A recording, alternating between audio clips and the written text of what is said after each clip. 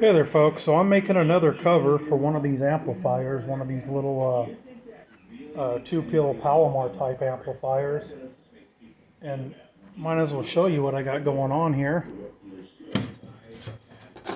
Just started off with a piece of flashing right here you get at Lowe's or Home Depot, roof flashing. Got this one at Lowe's.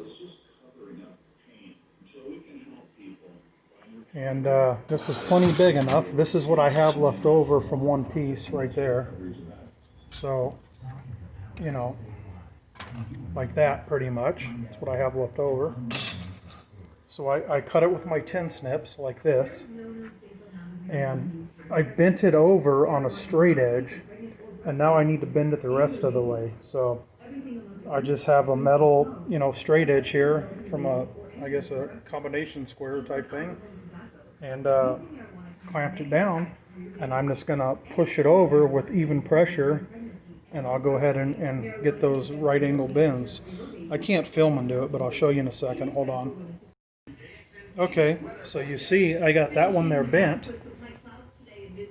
Just apply even pressure with my thumbs all throughout here slowly until I get it bent. Let me do the other side. Stand by. Clamped it in there again. So it's just basically like a little homemade brake. I'll go ahead and do this one. Stand by. Okay, so there we go. We got that one done. And I'm going to try to... It's kind of hard. I don't have anything to hold my camera. Let me see if I can't balance the camera right here. Well, shoot, probably not. But anyways, just put one thumb here, put one thumb here. Both of my thumbs from both of my hands. I don't have two thumbs on one hand. And you just start gently, going out on each side as you apply pressure, so you get it evenly, so you don't get a bunch of, warps or anything in there, and you'll have a nice little cover. Let me pull that off of there real quick. Stand by. Okay, so there you go. Turned out pretty good. I'll go ahead and clean this up where I cut it with tin snips. I'll go ahead and hit it with some sandpaper or something to clean that up.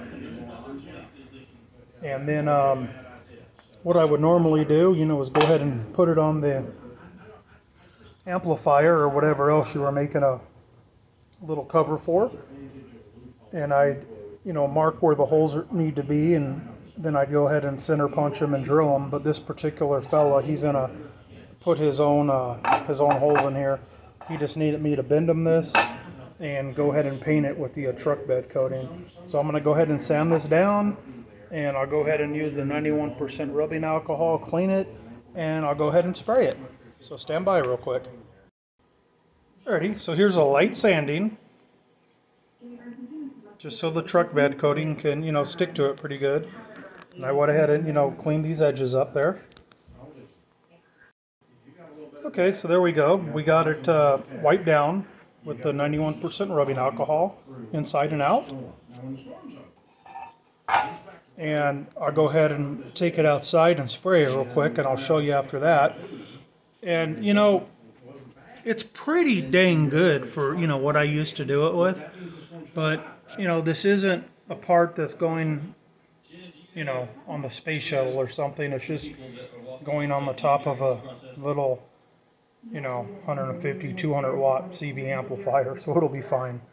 Okay, stand by it. I'll show you it after I go ahead and hit it with some paint.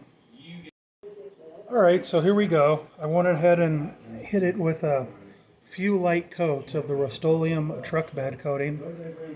You don't want to spray this real close, and you don't want to put it on heavy because it's going to look like crap.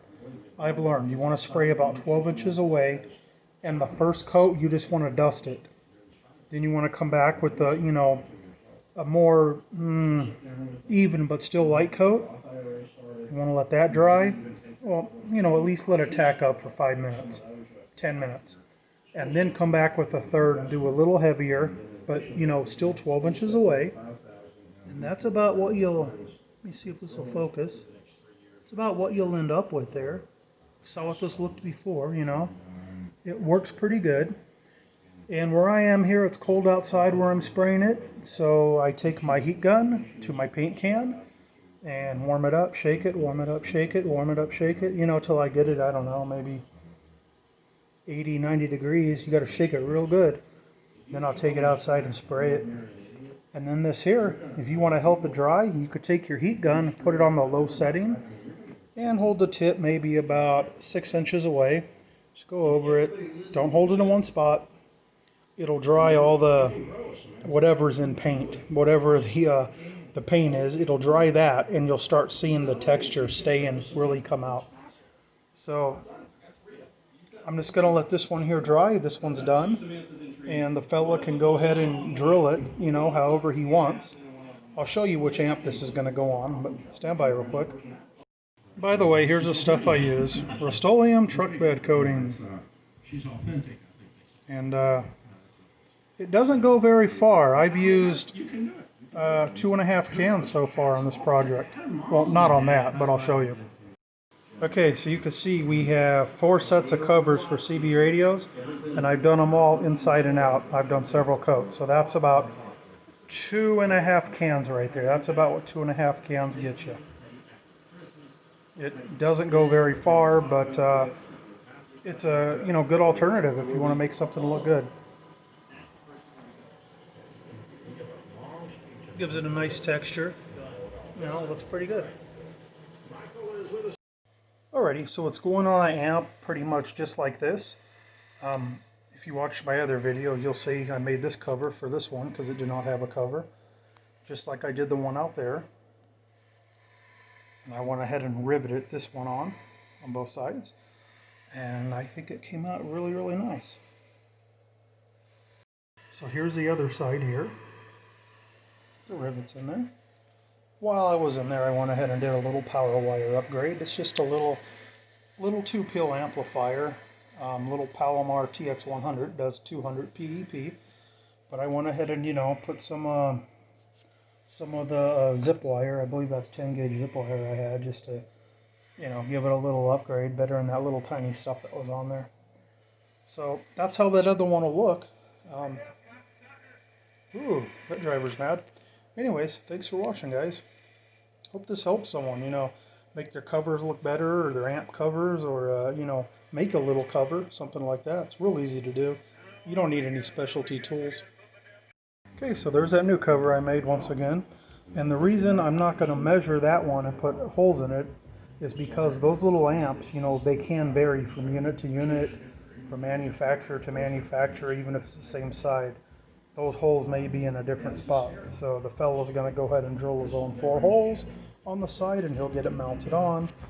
And I went ahead and gave it a light coat inside too. Alright, thanks for watching.